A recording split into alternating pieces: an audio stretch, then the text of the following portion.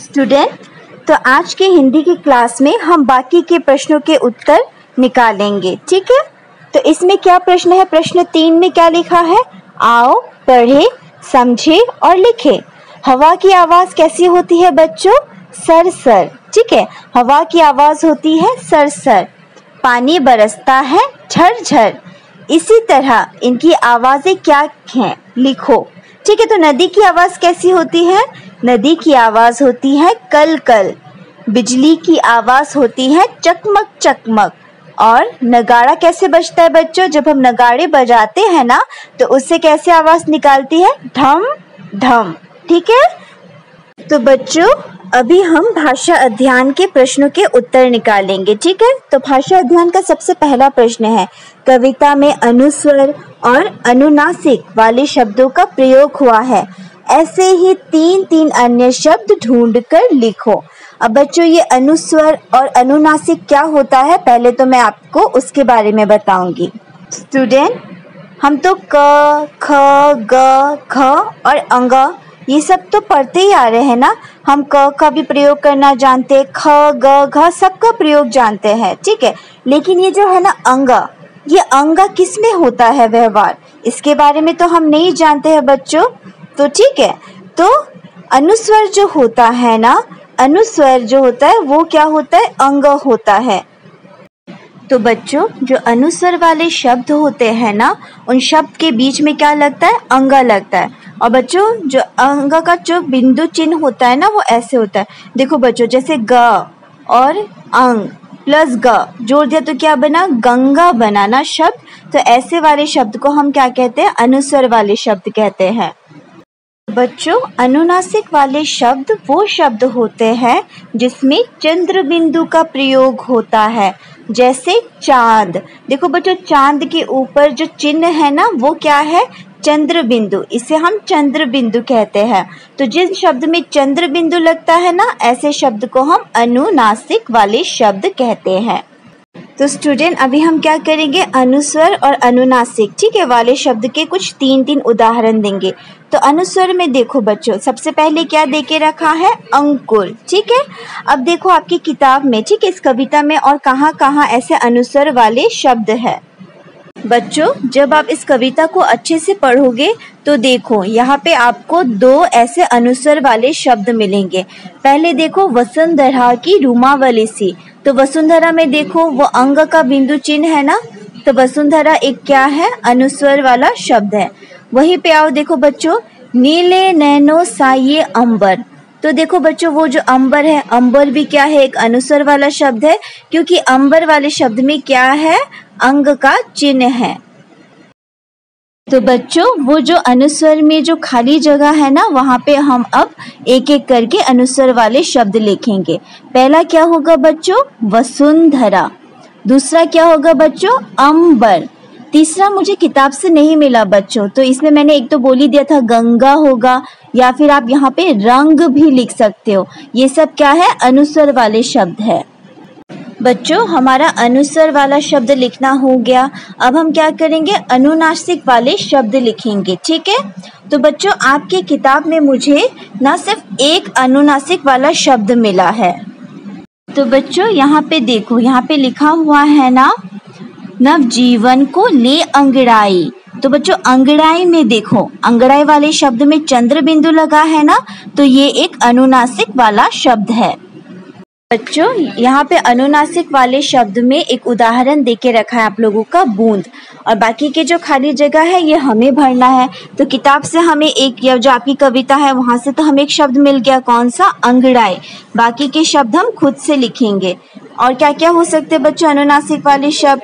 देखो, पाँच, चांद, दांत, आँख, ये सब जो शब्द है, देखो इन सब में चंद्र बिंदु लगा है और ये सब अनुनासिक वाले शब्द हैं।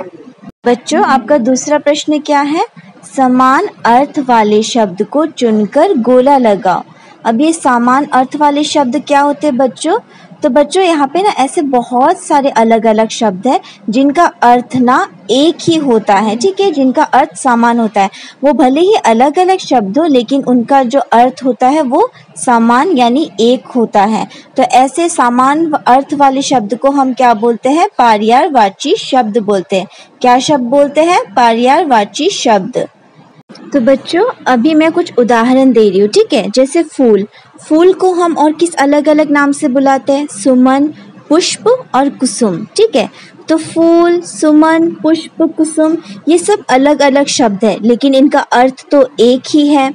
वैसे बच्चों देखो, सूर्य, रवि ये दोनों अलग अलग शब्द है पर इनका अर्थ तो एक ही है। इसका अर्थ क्या है? सूरज। सूर्य और रवि का अर्थ क्या होता है? सूरज। वैसे ही बच्चों जल और नीर, जल और नीर अलग अलग वाले शब्द हैं लेकिन इनका जो अर्थ होता है वो समान होता है। जल और नीर का अर्थ होता है पानी। तो बच्चों समझ में आया? अलग अलग शब्द के जब समान अर्थ होते हैं तो उन्हें पर्यायवाची शब्द कहते हैं। तो देखो बच्चों पहला क्या है? धरती। तो बच्चों धरती का क्या है? धरती का और कौन कौन से यहाँ पे देखो शब्द है जो जिसका अर्थ क्या होता है? धरती होता है, ठीक है। जैसे धरा, वसुंधरा, इन दोनों शब्द का अर्थ क्या होता है? धरती। उसी तरह देखो दूसरा शब्द बच्चों बादल। अब बादल का पर्यायवाची शब्द क्या है बच्चों? बादल का पर्यायवाची शब्द है जलधर और मेघ। अब बच्चों देखो आकाश। आकाश का कौन सा पर्यायवाची शब्द है यानी समान अर्थ वाले शब्द कौन से हैं? तो बच्चों आकाश को हम अंबर भी कहते हैं, आसमान भी कहते हैं। अब उसके बाद क्या है बच्चों? नयन। अब नयन का समान अर्थ वाले शब्द कौन से बच्चों? यहाँ पे देखो नयन में यहाँ पे क्या लिखा है? लोचन, नासिका, नगारा, अधर, नेत्र। बच्चों नयन जो है ना उसका एक अर्थ होता है लोचन। लोचन और नेत्र इन दोनों का अर्थ क्या है? नयन। वहीं पे देखो बच्चों दिन। अब ऐसे कौन से शब्द है जिसका अर्थ दिन जैसा होता है? वहाँ पे क्या क्या देखा रखा है? दिवस, धूप, दिवा, दिनकर, रात्रि। इनमें से कौन से ऐसे शब्द है जिनका अर्थ दिन होता है? तो बच्चों दिवस, ठीक है, और दिवा इन दोनों का अर्थ क्या होता है? दिन होता है। तो ऐसे शब्द को हम क्या कहते हैं? समान अर्थ वाले शब्द या फिर पर्यायवाची शब्द। बच्चों अभी हम विलोम शब्द के बारे में पढ़ेंगे। विलोम शब्द क्या होते हैं? उल्टा अर्थ बताने वाले शब्द को विलोम शब्द कहते हैं। एक दूसरे से उल्टा अर्थ देने वाले शब्द विलोम शब्द कहलाते हैं। अब ये उल्टा अर्थ देने वाला शब्द क्या होता है बच्चों? देखो यहाँ पे मैंने कुछ उदाहरण दिए हैं। जैसे बच्चों दिन। अब दिन का उल्टा क्या होगा? दिन में सूरज निकलता है तो उसका उल्टा क्या होगा? रात, है ना, क्योंकि रात में चांद निकलता है तो दिन का उल्टा होता है रात। वैसे ही बच्चों हंसना। तो हंसना का क्या होगा बच्चों उल्टा शब्द? रोना, ठीक है। आपने वो गाना सुना है ना, रोते रोते हंसना सीखो। तो बच्चों जब हम हंसते हैं तो उसका उल्टा क्या होगा? रोना होगा। वैसे बच्चों मोटा। अरे आपने वो कार्टून देखा है मोटू पतलू? तो मोटा अगर हमें उल्टा शब्द पता लगाना हो या फिर उसका उल्टा शब्द हमें जानना हो तो क्या होगा? पतला। वो मोटा है, वो पतला है। तो बच्चों ऐसे शब्द को हम विलोम शब्द कहते हैं। तो स्टूडेंट आपके जो हिंदी के बुक में ये जो प्रश्न 3 है ना, निम्नलिखित विलोम शब्द को रेखा खींचकर मिलाओ। तो बच्चों यहाँ पे मैंने रेखा मिला दिया है, ठीक है। जैसे बच्चों यहाँ पे देखो पहला क्या है? दिवस।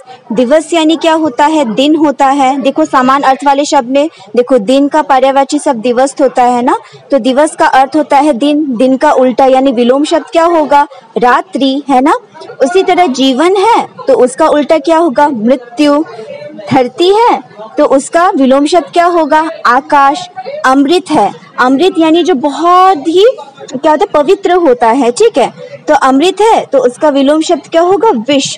विष यानी जहर वाला, ठीक है। तो ये है हमारे विलोम शब्द। मैं आशा करती हूँ बच्चों आज मैंने आपको जो समझाया है आपको अच्छे से समझ में आ गया होगा। इस वीडियो को और अच्छे से देखते रहना।